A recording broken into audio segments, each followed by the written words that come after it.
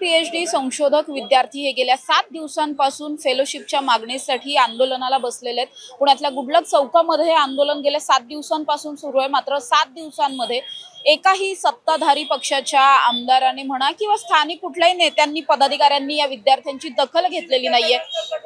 विरोधी पक्षातले काही नेते येऊन भेटून गेलेत, मात्र ज्या काही मागण्या आहेत या मागण्या ऐकून घेण्यासाठी सरकारच्या वतीने कोणीही आलेलं नाहीये। अक्षरशः गेले 6 दिवस एक विद्यार्थी या ठिकाणी उपोषणाला बसलेला होता। या विद्यार्थ्याने प्रकृती खालावल्यामुळे आता हे उपोषण सोडलंय, मात्र विद्यार्थ्यांच्या मागण्या ऐकून घ्यायला मात्र कुणीही अजूनही आलेलं नाहीये। या विद्यार्थ्यांच्या मागण्या नेमक्या काय आहेत हे जाणून घेणार आहोत आणि 7 दिवसांपासून त्यांचं हे आंदोलन नेमकं कशा पद्धतीने सुरू आहे हे सुद्धा जाणून घेणार आहोत। काय सांगाल, गेले 7 दिवसांपासून आंदोलन करताय, ऊन वारा पाऊस सगळीकडे तुम्ही असेच बसलेले आहात, काय नेमक्या मागण्या आहेत आणि सरकार अजूनही तुमच्या मागण्या ऐकून घ्यायचा सुद्धा विचार सुद्धा करत नाहीये? मागचे 7 दिवस झाले आम्ही आमच्या मांडण्यास मागतोय। मागचे 2 वर्षापासून आमची फेलोशिप प्रकटलेली आहे। 2023-24 आणि 24-25 दोन बॅचच्या विद्यार्थ्यांची सरसकट फेलोशिप प्रकटलेली आहे। याचा सरळ इम्पॅक्ट हा संशोधनावर होतोय। सरकारनं हे समजून घ्यायला पाहिजे। आम्ही सगळे कृषीचे विद्यार्थी आहे, कृषीच्या संशोधनासाठी मोठ्या प्रमाणात खर्च होतोय आणि जर का कृषी संशोधनावर जर का सरकारनं भर नाही दिला तर याचा थेट इम्पॅक्ट हा शेतकऱ्यावर होणार आहे। आणि तुम्हाला माहिती आहे शेतकऱ्याचा कसा क्लायमेट चेंज आणि बाकी रेझिलियन्स ॲग्रिकल्चरचा वर भर द्यावा लागणार आपल्याला। क्लायमेट चेंजचा किती इम्पॅक्ट होतोय शेतकऱ्यावर यावर आमचं ह्या सगळ्या गोष्टीवर आमचं संशोधन चालू आहे आणि त्याचा थेट परिणाम शेतकऱ्यावर होणार आहे। याची सरकारनं तर दखल घ्यावी आणि आमच्या संशोधनाला चालना द्यावी, ज्याकरून देशाचा आणि शेतकऱ्यांचा भलं होईल। काय सांगाल तुम्ही, या सगळ्याच्या नंतर इतके दिवस होत आले तरी सुद्धा सरकार ऐकून घेण्याच्या सुद्धा भूमिकेत नाहीये। अजूनही एकही सत्ताधारी पक्षाचा माणूस तुमच्यापर्यंत पोहोचलेला नाहीये। काय वाटतंय नेमकं सरकारची भूमिका काय, की सरकारला तुमच्याकडे यायचंच नाही?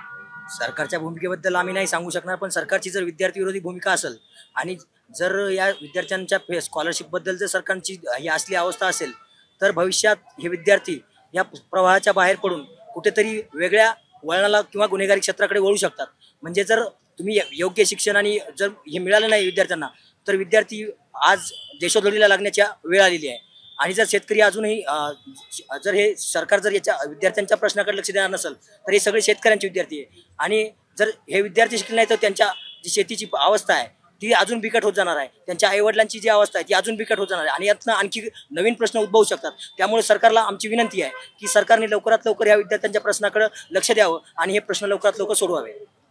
आता तुमच्यातल्या एका विद्यार्थ्याला भोवळ आली होती आणि त्या सगळ्याच्या नंतर आपण बघितलं की आताच त्याला रुग्णालयात सुद्धा नेण्यात आलंय। काय सांगाल, इतक्या दिवसांपासून तुम्ही बसलात, इतका मुसळधार पाऊस पुण्यामध्ये पडतोय तरी सुद्धा सरकार तुमच्याकडे येत नाही। दुसरीकडे लाडकी बहीण योजनेसारख्या योजनेमध्ये हजारो कोटींचा भ्रष्टाचार होतो, कित्येक पुरुष या योजनेचा लाभ घेतात, मात्र तुमच्या सगळ्यांसारख्या या महिलांना मात्र इथे रस्त्यावर बसवलं।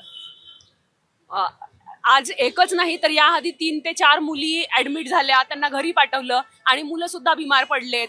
इथे रस्त्यावर बसतोय आम्ही आमचे रिसर्च सोडून, आमचा अभ्यास सोडून इकडे बसलेलो आहोत की आम्हाला आमच्या हक्काची फेलोशिप मिळेल। कारण आता 2 वर्ष झालेले आहेत आम्ही विदाऊट फेलोशिप काम करतोय। आमच्या जवळचे पैसे संपलेले आहेत, आमच्या शेतातले पीक हे अख्खे पाण्याखाली आहेत। म्हणजे बाप तरी पैसा पुरवेल तर कसा पुरवेल आम्हाला? म्हणजे फेलोशिपच्या भरोशावर आम्ही उच्च शिक्षण घ्यायला तयार होतो आणि वेळेवर हे असं येतं की आमच्याकडे पैसाच नाही किंवा त्या स्कीमसाठी काही पैसा नाही किंवा फेलोशिप मिळत नाही, तर मग विद्यार्थ्यांनी शिकायचं तरी कसं? इथे बसून म्हणजे मुलींची तब्येती खराब होतात, मुलांची तब्येती खराब होतात, अजून किती वेळ आम्ही इथे बसायचं आणि कधीपर्यंत सरकार या गोष्टीची दखल घेणार आहे? आम्हा विद्यार्थ्यांचा काय अंत पाहायचा आहे का सरकारला? नक्कीच, खरं तर आपण बघितलं राज्यामध्ये सध्या इतके मोठे भ्रष्टाचार होतात, हजारो कोटींचे सगळे भ्रष्टाचार आहेत आणि असं सगळं असताना, भ्रष्टाचारात इतके पैसे जात असताना शिक्षणावरती जो काही पैसा खर्च व्हायला पाहिजे तो आपला मुळातच कमी आणि त्यातही तुमच्यासारख्या उच्च शिक्षित विद्यार्थ्यांवरती होणारा खर्च तर त्याहून कमी। काय वाटतं? सरकारचं जे धोरण आहे शिक्षण विरोधी, मुलांनी शिकूच नाही, कारण की त्यांना असे विद्यार्थी प्रश्न विचारतात, त्यामुळे जे शिक्षणाची पिढी आहे तीच नष्ट होत, त्यांचं जे धोरण आहे ते कुठेतरी सक्सेस होताना दिसत आहे. आजचा आमचा 7वा दिवस आहे, ते कोणी शासन प्रशासन कोणीच आलेलं नाही आणि त्यांनी त्यांचं क्लिअर मत सांगितलं की आमच्याकडे फंडच नाही आहे किंवा आम्ही मग 30च विद्यार्थ्यांना फेलोशिप देऊ. इथे जवळपास 2000 विद्यार्थी आहेत आणि आमचं जे ॲग्रिकल्चर जर म्हटलं तर आम्ही जे सरकारला पुरवतो, आमचे जे रिसर्च आहेत ते डायरेक्ट GDPमध्ये काउंट होतात. तर सरकारने यावर विचार करायला पाहिजे. एकतर आमच्याकडून बॉन्ड लिहून घेतला जातो ॲडमिशनच्या वेळेस की तुम्हाला कुठेही जॉब करता येणार नाही, त्यामुळे आम्हाला युनिव्हर्सिटीमधून कुठेच हलता येत नाही, 24 तास तिथेच राहावं लागतं आणि मग पैसे आणायचे कुठून? हा प्रश्न सगळे जे आहेत शेतकरी वर्गातील विद्यार्थी आहे, कुणाकडेच पैसे नाही. आज जर शेतकऱ्यांची परिस्थिती बघितली ती पण खूप हालाकीची आहे आणि त्यांचीच आम्ही मुलं आहोत, तर आम्हाला पैसा देणार कोण? सरकारने याआधी असंही घोषित नाही केली की ही स्कीम बंद झाली, मग ॲटलिस्ट ती तरी सरकारने घोषित करायला पाहिजे, म्हणजे आम्ही ॲडमिशन घेणार नाही. त्यांचं असं म्हणणं आहे की आपल्या देशाला संशोधनाची गरजच नाही आहे. मग ज्यावेळेस उपासमारीची वेळ येईल तेव्हाच त्यांना जाग येईल तर संशोधनाची किती गरज आहे आपल्याला आणि किती नाही. सरकारने याकडं लक्ष द्यायला पाहिजे आणि आमची जी काही मागणी आहे 2 वर्षाची सरसकट फेलोशिप सगळ्या विद्यार्थ्यांना 2023-24 आणि 24-25 या दोन्ही बॅचची स्वतंत्र जाहिरात सरकारने लवकरात लवकर काढावी. जसे या ताईंनी आता सांगितलं त्या पद्धतीने सध्या आपण जर बघितलं राज्यामध्ये लिटरली ओला दुष्काळ जाहीर करावा अशी परिस्थिती आहे. तुम्हा कृषीच्या सगळ्या विद्यार्थ्यांचं या सगळ्यामध्ये किती योगदान भविष्यात ठरू शकतं, मात्र या फेलोशिप रखडलेल्या फेलोशिपमुळे या सगळ्यावरती सुद्धा किती भविष्यात परिणाम? म्हणजे मी सांगते, मीच आता ज्या गावातून म्हणजे मी कडाष्टी ह्या गावातून आहे, तर तिथंच आता एवढा पूर आलेला की सगळ्या जमिनी पाण्याखाली गेलेल्या आहेत. आम्ही याच म्हणजे आमचंच डिसीज रेजिस्टंट किंवा ड्रॉट रेजिस्टंट दुष्काळाला रेजिस्टंट असणारे व्हरायटी आम्ही याच्यावर काम करतो, तरी सरकार आम्हाला फेलोशिप देत नाही. आम्ही 7 दिवस झालं रस्त्यावर अक्षरशः मुली ताप आणि फन बनल्या आहेत, तरी त्यांना काही त्याच्याशी घेणं देणं नाहीये. तर माझी राज्य सरकारला विनंती आहे त्यांनी लवकरात लवकर आमची दखल घ्यावी किंवा मला हे विचारायचं की खरंच त्यांच्याकडे आम्हाला म्हणजे फेलोशिप द्यायला पैसे नाहीयेत का? म्हणजे बाकी सगळ्या गोष्टीसाठी पैसे आहेत आणि आम्ही फेलोशिप मागण्यासाठी तर आमच्या हक्काची फेलोशिप घेण्यासाठी तर रस्त्यावर 7 दिवस झालं बसलो, फुटपाथवर झोपते. मी राज्यातली 3rd टॉपर आहे, माझा रँक 3rd आहे, मुलींमधून 1st रँक आहे आणि आम्ही इथं रस्त्यावर झोपतोय. अक्षरशः लाज वाटते, लोक येताना जाताना हसताय आमच्याकडे बघून. माझी सरकारला हीच विनंती की त्यांनी लवकरात लवकर आमच्या मागण्या मान्य कराव्यात आणि आम्हाला इथून जाऊ द्यावं. नक्कीच आपण बघतोय या सगळ्या विद्यार्थ्यांवरती आज जी काही वेळ आहे ही केवळ आणि केवळ या सरकारमुळे ही वेळ त्यांच्यावरती आली असंच या विद्यार्थ्यांचं म्हणणं आहे. आणि या सगळ्याच्या नंतर आता सरकारच्या वतीने अद्याप कुणीही या विद्यार्थ्यांची दखल घेतलेली नाहीये. त्वरित आमची दखल घेण्यात यावी अशीच मागणी या विद्यार्थ्यांची गेल्या 7 दिवसांपासून आहे, मात्र 7 दिवसात कुणीही या ठिकाणी फिरकलेलं नाहीये आणि या सगळ्यामुळेच या विद्यार्थ्यांना अजूनही रस्त्यावरती आंदोलन करावं लागतंय.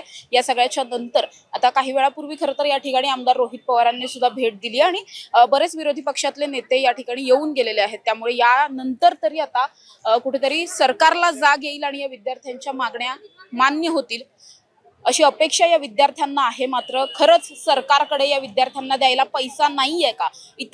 इतक्या योजनांवरती इतक्या प्रकल्पांवरती आपण हजारो कोटी रुपये खर्च करतोय, मग आपल्याकडे शिक्षणासारख्या मूलभूत गोष्टीवर खर्च करायला पैसे खरंच नाहीयेत का?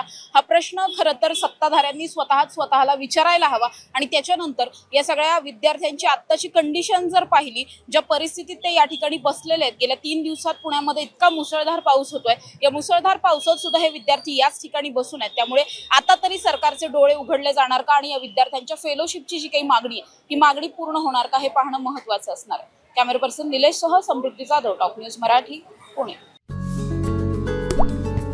आता जोकासू STP या अत्याधुनिक जॅपनीज तंत्रज्ञानाने सुसज्ज quick installation, energy efficient, noiseless blowers, low maintenance या आणि अशा वैशिष्ट्यांनी परिपूर्ण जोकासू STP तंत्रज्ञान प्रकल्प उभारणीपासून ते विक्री पश्चात समाधानकारक सेवा देणारी, भारताबरोबरच परदेशात देखील प्रकल्पांची यशस्वी उभारणी करणारी company Deccan water treatment private limited.